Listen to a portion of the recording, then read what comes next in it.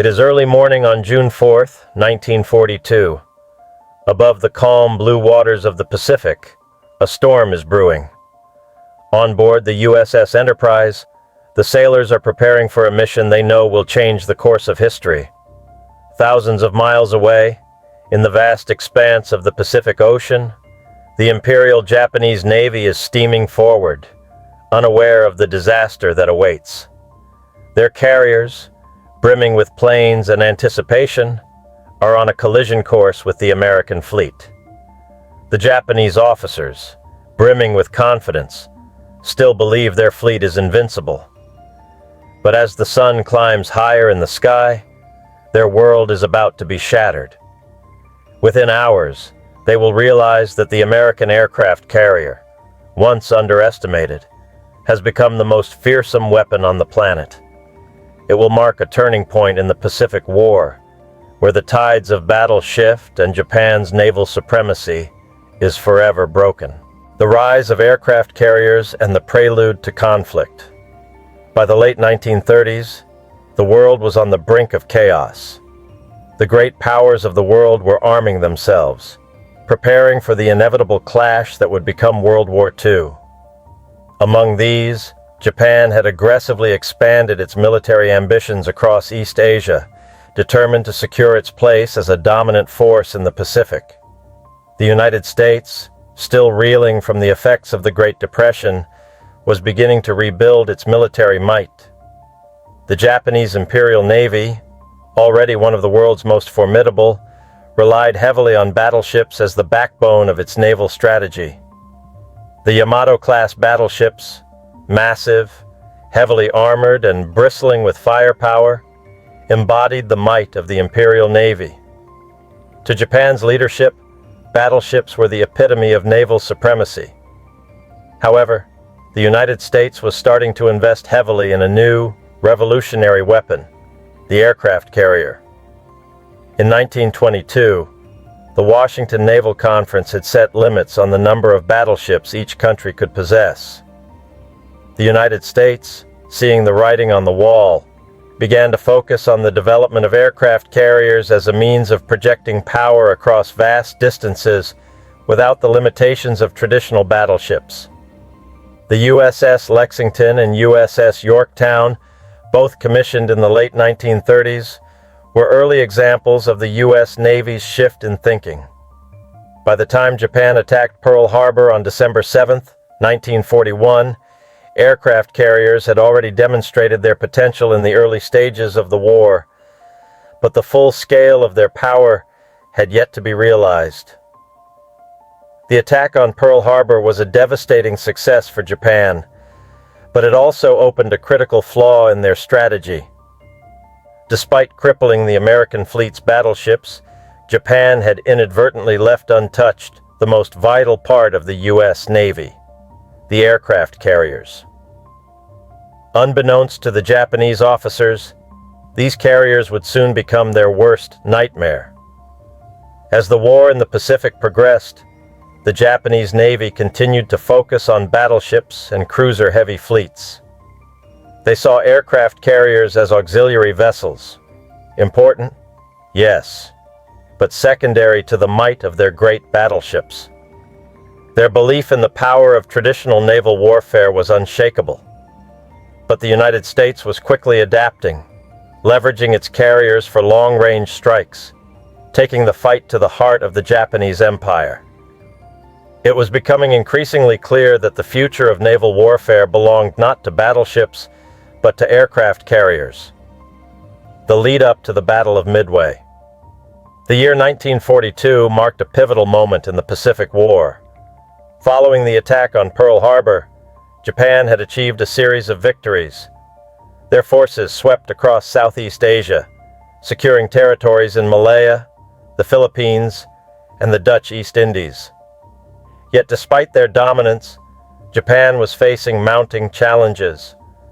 The U.S. Navy, although crippled at Pearl Harbor, was recovering rapidly.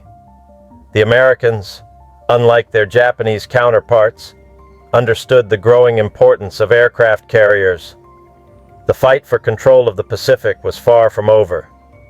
In early 1942, Japan set its sights on the island of Midway, a strategic location roughly halfway between Japan and Hawaii. Midway was critical. Its airstrip could serve as a launch point for further attacks on the United States, and its capture would allow Japan to extend its dominance across the Pacific. Japanese planners believed that by destroying the remaining American carriers at Midway, they could wipe out the last remaining threat to their naval supremacy. For the Americans, Midway was a make-or-break moment. The U.S. had suffered heavy losses in the first few months of the war, but they had already begun to learn valuable lessons. The American Navy, under the leadership of Admiral Chester W. Nimitz, had begun to embrace the full potential of its aircraft carriers. Nimitz understood that victory would not come through conventional battleship engagements, but through the precise, overwhelming power of naval aviation.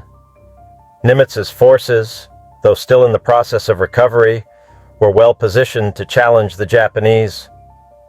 At Midway, the Americans had 3 carriers: the USS Enterprise, USS Hornet, and the USS Yorktown, each a symbol of American resilience and innovation.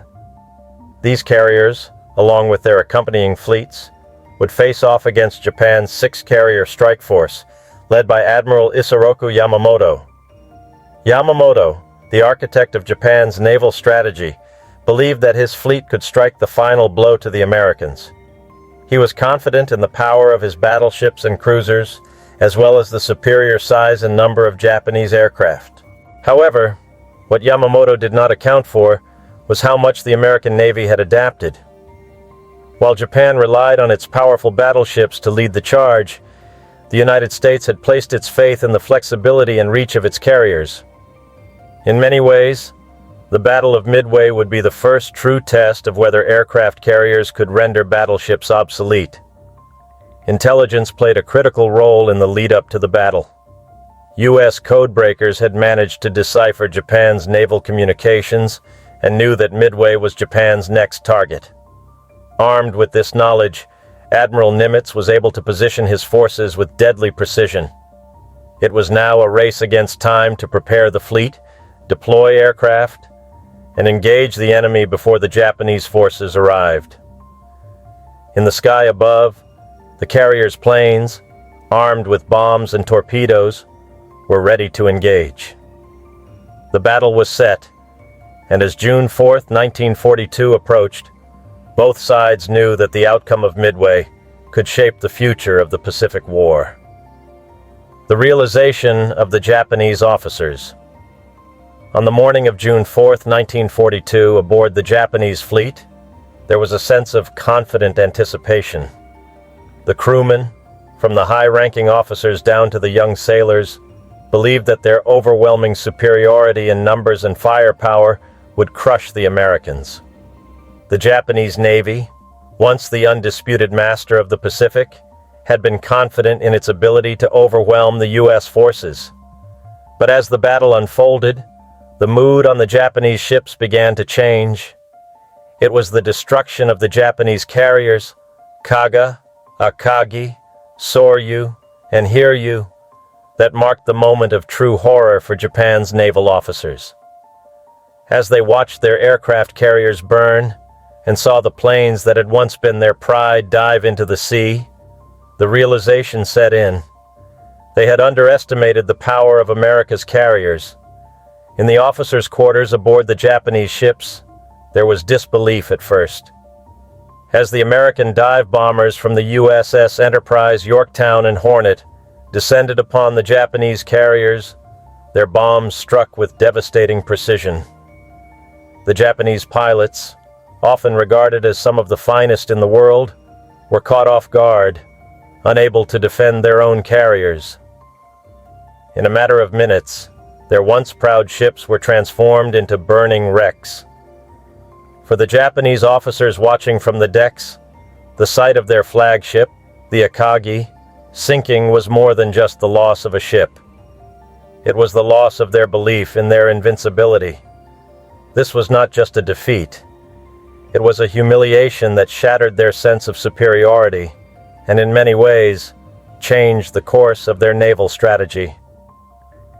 Tactical angle: the shift in naval strategy. The Battle of Midway was a dramatic demonstration of the power of aircraft carriers and the vulnerability of battleships. The Japanese Navy, despite its impressive fleet of battleships, had focused on the wrong target. Their strategy, grounded in the belief that battleships were the ultimate expression of naval strength, proved to be fatally flawed. The U.S. Navy, by contrast, had embraced the tactical flexibility of aircraft carriers, understanding that they could project power at long distances and strike without warning. The Americans had carefully honed their tactics in the months leading up to Midway, and it was here that their strategic focus on carriers paid off. The U.S. carriers, although outnumbered, were able to launch devastating airstrikes against Japan's carriers. The Japanese, on the other hand, were caught in a vulnerable position. Their planes, which could have been a devastating counterattack, were all on the deck, fueling or being prepared for another strike on the U.S. fleet. This critical mistake, lining up their planes on the decks without proper defense, allowed the American bombers to target and destroy them with deadly accuracy. From a tactical standpoint, the loss of the Japanese carriers was catastrophic. Not only did Japan lose its most valuable assets, but they also lost the ability to project power in the Pacific. The once formidable carrier strike groups that had made Japan the dominant naval power in the Pacific were now gone, and with them, Japan's ability to sustain a long-term offensive war. Technological angle: the unstoppable power of the U.S. aircraft carrier. What made America's aircraft carriers so powerful at Midway wasn't just the tactics or the bravery of the men aboard. It was the technology that powered them. At the heart of these carriers was a new kind of warfare: long-range, precision strikes that could be launched far beyond the range of traditional battleships. The U.S. carriers at Midway were equipped with radar, giving them the ability to detect incoming Japanese planes far before they reached the American fleet. This technological edge was crucial, allowing the U.S. Navy to position its aircraft for maximum impact. Additionally, the American bombers, flying from the decks of these carriers, were equipped with bomb sights that allowed them to target with deadly accuracy. The SBD Dauntless dive bomber, for instance, was a marvel of design, capable of diving at steep angles to release bombs precisely on target. Meanwhile, Japan's aircraft carriers, though formidable in their own right, were caught in a technological race they couldn't win. Japanese pilots relied on traditional methods of targeting and attack, methods that were becoming outdated in the face of American technological advancements. In this new era of warfare, the Japanese planes, though skilled and brave, were no match for the sheer firepower and precision of the American carriers. At the same time, American engineers had developed the ability to quickly adapt their technology in response to battle conditions. While Japan's naval force was tied to traditional methods of warfare, the United States was continually refining and evolving its approach. The U.S. Navy's ability to launch large-scale attacks, effectively coordinating bombers, fighters, and reconnaissance planes from their aircraft carriers, showed that technology, combined with strategy, had become the true backbone of modern naval warfare. The contrast between U.S. and Japanese naval command. The contrast in leadership styles between the United States and Japan during the Battle of Midway reveals much about the divergent strategies that ultimately shaped the Pacific War. For Admiral Chester W. Nimitz, the commander of the Pacific Fleet, the battle was a test of resolve and strategic vision. Nimitz, though faced with severe limitations and having suffered the loss of much of his fleet at Pearl Harbor, demonstrated an uncanny ability to remain calm under pressure. His decision to place faith in his aircraft carriers, despite limited resources, was a gamble that would pay off. Nimitz's leadership was grounded in a deep understanding of both the strategic importance of Midway and the capabilities of his forces. His decision to use intelligence gathered by U.S. codebreakers, information about Japan's plans to strike Midway, was a masterstroke. By positioning his carriers in ambush, Nimitz effectively set the stage for a decisive attack. His ability to take calculated risks, trust his commanders, and maintain composure in the face of adversity made him one of the most revered leaders in military history. In contrast, Japan's naval leadership was steeped in tradition and overconfidence. Admiral Isoroku Yamamoto, although a brilliant tactician, had a fundamental belief in the superiority of the Japanese fleet, particularly their battleships. Yamamoto's over-reliance on traditional naval doctrine, which focused on decisive fleet battles, blinded him to the changing nature of warfare. His initial underestimation of the power of aircraft carriers led to disastrous consequences at Midway.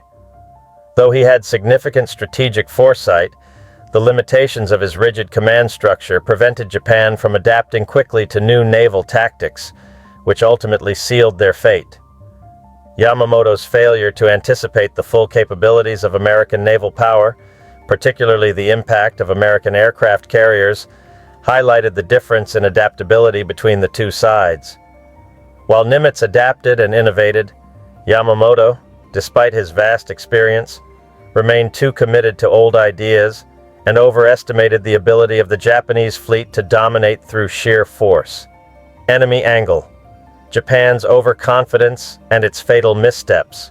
By the time of the Battle of Midway, Japan's overconfidence had reached a dangerous zenith. Having successfully carried out the surprise attack on Pearl Harbor just 6 months earlier, Japan's leadership was convinced that their naval dominance in the Pacific was unassailable. The initial victories, crushing defeats of the British and American fleets in the Philippines, the Dutch East Indies, and other territories, had bolstered this belief. Japan's naval commanders believed that their decisive victories had left the United States with little power to counter their expansion. Yet, their strategic vision was one-dimensional, rooted in a traditional understanding of naval warfare that centered around large battleships and direct confrontations. Japan's naval superiority, in their eyes, was an unquestionable fact. As a result, they underestimated the value of smaller, more flexible aircraft carriers, which would soon prove to be their undoing. The Japanese underestimated the resilience and resourcefulness of the American Navy. Their carriers were outnumbered, and their fighters and bombers were smaller and less equipped than those of their Japanese counterparts. But the U.S. Navy had something far more powerful: adaptability. The Japanese, in contrast, had become so focused on battleship-driven strategies that they failed to see the emerging dominance of air power in naval warfare. They continued to concentrate their resources on the construction of larger and more formidable battleships, while their aircraft carriers remained secondary in importance. At Midway, Japan's fatal mistake was the belief that their superiority in numbers and firepower could overwhelm the Americans. This fatalism led them to underestimate how quickly the tides could change. As a result, they positioned their fleet and aircraft in ways that made them vulnerable to American strikes. When the Japanese carriers were hit, they were unable to recover. The very ships they believed to be their greatest assets became their biggest liabilities.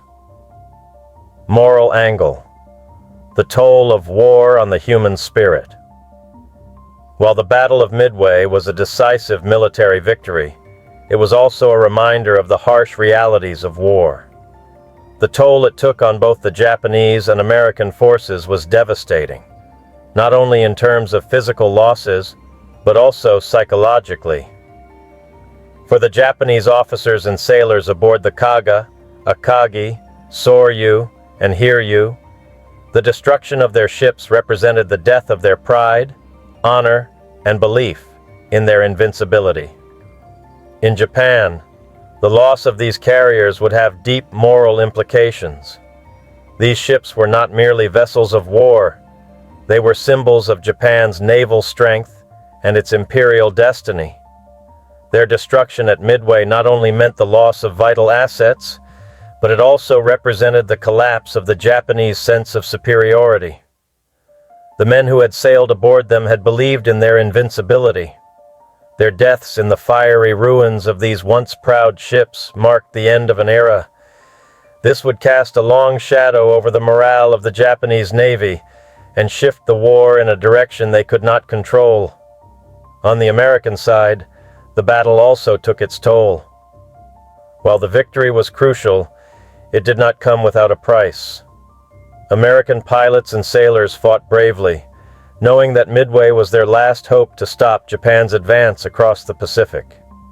Despite their success, the human cost was undeniable. The loss of life, the destruction of aircraft, and the fear of imminent defeat weighed heavily on those who fought in the battle. But for the United States, the moral impact of Midway was different. It represented the triumph of resilience, intelligence, and the willingness to fight for a cause greater than any individual. The Battle of Midway marked a pivotal point in not just the Pacific War, but in the moral fabric of both nations. For the Japanese, it was a moment of reckoning, the beginning of their slow realization that they could not dominate the Pacific by sheer force of will. For the Americans, it solidified their belief in the power of innovation, intelligence, and the courage to face seemingly insurmountable odds. The Battle of Midway unfolds. June 4, 1942, Midway Atoll in the Pacific was about to become the stage for one of the most dramatic naval battles in history. The morning sky was clear, and the water, as blue as it had always been, seemed deceptively calm. But beneath the surface, the fate of the Pacific War was shifting irrevocably. The battle began with a flurry of activity. The Japanese fleet, under Admiral Yamamoto's command, launched its planes, intending to strike the American forces stationed at Midway and ultimately cripple the U.S. Pacific Fleet. However, Yamamoto's forces had made a critical miscalculation. They were not aware that the U.S. had cracked their codes, and the American fleet was ready and waiting. At 400 hours, American bombers from the USS Yorktown and USS Enterprise took to the skies. They had only one mission: to strike Japan's carriers, the heart of the Imperial Navy's fleet. A tense silence hung in the air as the first waves of Japanese planes headed toward Midway. Meanwhile, Admiral Nimitz, despite the odds, was in a position to make his move. The American aircraft, though outnumbered, carried an advantage in their ability to act on intelligence gathered in the preceding days. The Japanese had no idea that a significant portion of the U.S. fleet, including its carriers, was lurking just beyond the horizon. The first wave of American bombers, led by Lieutenant Colonel Jimmy Doolittle, launched their attack on the Japanese carriers. They managed to inflict significant damage on the fleet, but it wasn't until the second wave of American planes arrived that the true turning point occurred. As the Americans descended upon the Japanese carriers, they were met with fierce resistance from Japanese fighters, but the American pilots were undeterred. It was at this moment, the attack on the Japanese carriers, that the scales of war tipped. The Kaga, Akagi, and Soryu were all struck by American dive bombers, their decks igniting in massive explosions. As the bombs fell, the Japanese pilots were caught unaware. They had all been preparing for their next attack, with their aircraft lined up on the decks, vulnerable to attack. The damage was catastrophic. The Kaga was set ablaze, and explosions ripped through the Akagi and Soryu. Within hours, all three carriers were effectively out of action, their air power and strategic significance neutralized. The battle was turning, and the Japanese officers, many of whom had underestimated the American carriers, were now experiencing the reality of their tactical errors. The once unshakable confidence of the Japanese Navy was shattered, and the once unimaginable idea of losing the most powerful carriers in the fleet was becoming a grim reality. By midday, the final blow came. The Hiryu, Japan's last remaining carrier, launched a desperate counterattack in an attempt to sink the USS Yorktown. The Hiryu's planes successfully struck the American carrier, severely damaging it. But the counterattack would prove to be in vain. The U.S. Navy, resilient and prepared, launched a final wave of bombers, devastating the Hiryu and sending it to the bottom of the Pacific. As the afternoon wore on, the once proud Japanese fleet, once the epitome of naval power, had been decimated. 4 of their fleet carriers were gone, and with them, the heart of Japan's naval strength. The Japanese officers, in disbelief, watched as their once dominant fleet was reduced to smoldering wrecks. The realization that they had underestimated the power of America's aircraft carriers, vessels they had dismissed as secondary, was undeniable. Japan's invincibility was shattered in those few hours. The fallout of Midway and the Japanese realization. As the last flames of the Japanese carriers flickered out in the distance, the consequences of the Battle of Midway were already being felt throughout the Pacific. The loss of 4 carriers in a single day was a blow to Japan that could never be fully recovered from. These ships were not just vessels. They were the heart of Japan's naval superiority, its pride, and its future strategy. Their destruction was a catastrophic blow to Japan's ability to project power, and the full scope of the loss would become clear over the coming weeks. For Admiral Yamamoto, the aftermath of Midway was a devastating realization. His plan, once thought to be foolproof, had crumbled under the weight of American innovation and preparedness. The Japanese officers, having watched their carriers burn, were now faced with the undeniable truth. Their fleet, once considered the most formidable in the world, had been decisively defeated. The American aircraft carriers, once dismissed as an auxiliary force, had proven themselves as the most formidable weapon in naval warfare. The scale of Japan's defeat at Midway began to sink in. Not only had Japan lost 4 carriers, but they had also lost nearly 250 aircraft and hundreds of trained pilots, assets that would take years to replace. These losses severely crippled Japan's ability to launch large-scale offensives in the Pacific. Furthermore, Japan's morale took a massive hit. What had been a fleet on the verge of total dominance now lay in ruins, and with it, their once unquestioned belief in the invincibility of their naval power. As the months passed, Japan's naval commanders were forced to confront a grim reality.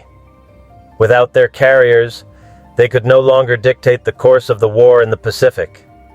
The United States, meanwhile, had proven its ability to innovate and adapt in the face of seemingly insurmountable odds. The loss at Midway would mark a crucial turning point in the Pacific War, as Japan's expansion would be halted, and the balance of naval power would shift decisively in favor of the United States. Despite this, Yamamoto and the Japanese leadership would not immediately admit defeat. The battle had been devastating, but the war was far from over. Japan still held a vast empire, and its fleet, although now crippled, was not yet fully out of the fight. However, in the hearts and minds of Japan's officers, a fundamental shift had occurred. The realization that their greatest weapon, their carriers, had been destroyed, left a deep scar. They now understood that their once unassailable position in the Pacific had been shattered by an enemy they had dismissed as weaker, slower, and less sophisticated. Meanwhile, the United States, despite suffering losses, had emerged from the battle with a sense of triumph and renewed determination. The destruction of the Japanese carriers not only eliminated a direct threat, but also demonstrated the superior capabilities of U.S. naval technology and strategy.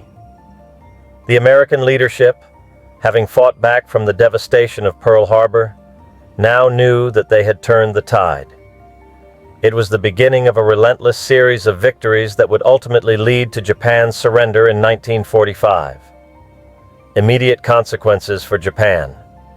The immediate aftermath of the Battle of Midway was one of devastating loss for Japan, a country that had once believed itself to be the dominant naval power in the Pacific. 4 of Japan's most formidable aircraft carriers had been sunk in a matter of hours, and with them, the essential component of their naval fleet, their air power. The destruction of the Kaga, Akagi, Soryu, and Hiryu was a monumental blow that no amount of training or leadership could undo. The losses were not merely tactical, they were strategic and psychological. In the span of a single battle, Japan had lost over 250 aircraft, some of the most experienced pilots in the fleet, and its capacity to launch large-scale carrier operations. These carriers were the heart of the Imperial Navy's offensive capabilities. Without them, Japan could no longer initiate sustained campaigns in the Pacific. The inability to defend against American airstrikes left Japan's remaining naval forces vulnerable. In the immediate aftermath, Japan attempted to regroup and recover. Admiral Yamamoto and his staff, though deeply shaken, were determined not to show weakness. The Japanese Navy, despite its significant losses, still had a sizable fleet, including battleships, cruisers, and destroyers. However, their ability to control the Pacific had been fatally undermined. The inability to effectively replace their lost carriers and trained pilots left Japan in a prolonged state of vulnerability. The remaining aircraft carriers, including the Zuikaku and Shokaku, were now the last standing symbols of Japan's naval power. But their loss at Midway had already set in motion a chain of events that would gradually push the Japanese Navy into a defensive posture for the rest of the war. The emotional toll of Midway on Japan's naval officers was profound. The commanders who had so long believed in the superiority of their fleet could no longer deny the power of America's carriers. The myth of Japanese invincibility in the Pacific had been shattered. What had once been an unquestioned certainty, the overwhelming might of Japan's carrier fleet, had now become a historical relic. The battle proved that no amount of arrogance, no matter how deeply rooted, could protect against the realities of modern warfare. The shift in global naval power. In the broader context, the Battle of Midway marked a decisive turning point in the Pacific War, one that shifted the balance of naval power irrevocably in favor of the United States. The Americans, having suffered enormous losses at Pearl Harbor, now stood poised to take the fight directly to Japan. With the sinking of Japan's 4 carriers, the United States had removed the heart of Japan's offensive capability. This victory, although not without its own cost, would prove to be the first in a series of American triumphs that would ultimately lead to Japan's downfall. For the United States, Midway represented a moment of strategic clarity. The lesson of the battle was clear. Aircraft carriers had become the backbone of naval warfare. The U.S. Navy, with its carriers as the centerpiece, now dominated the Pacific. The destruction of Japan's fleet meant that the Americans could now move forward with confidence, knowing that they had the upper hand. The United States would go on to win key victories at Guadalcanal, the Marianas, and Iwo Jima, each one further cementing the role of aircraft carriers as the central force in Pacific naval battles.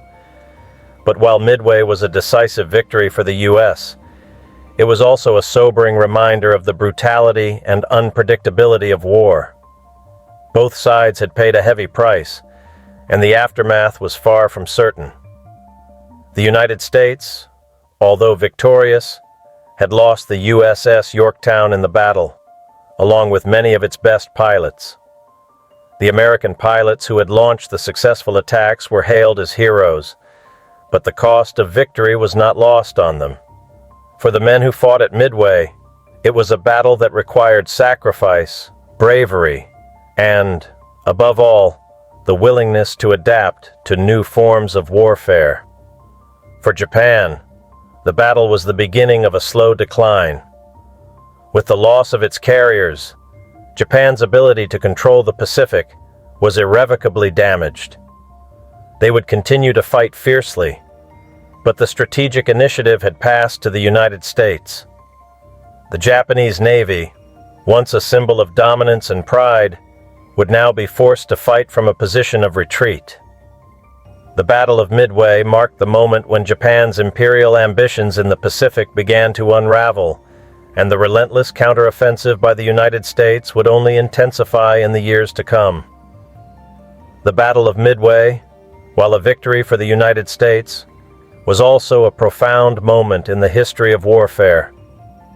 It was a battle of innovation against tradition, a clash between the old guard of battleship-centric naval power and the rising dominance of aircraft carriers. In the end, it was the adaptability of the United States Navy, the ability to evolve in the face of adversity, that defined the outcome. For Japan, Midway was a painful reminder of the consequences of overconfidence. The loss of 4 carriers in a single battle not only crippled their naval capacity, but also shattered their morale. The psychological blow to Japan's officers and sailors was as significant as the physical destruction of their fleet. The belief in their invincibility, which had been their guiding principle, was crushed, and with it, the core of their naval strategy. The battle also marked a shift in the nature of global warfare. Aircraft carriers would no longer be seen as auxiliary vessels or secondary to battleships.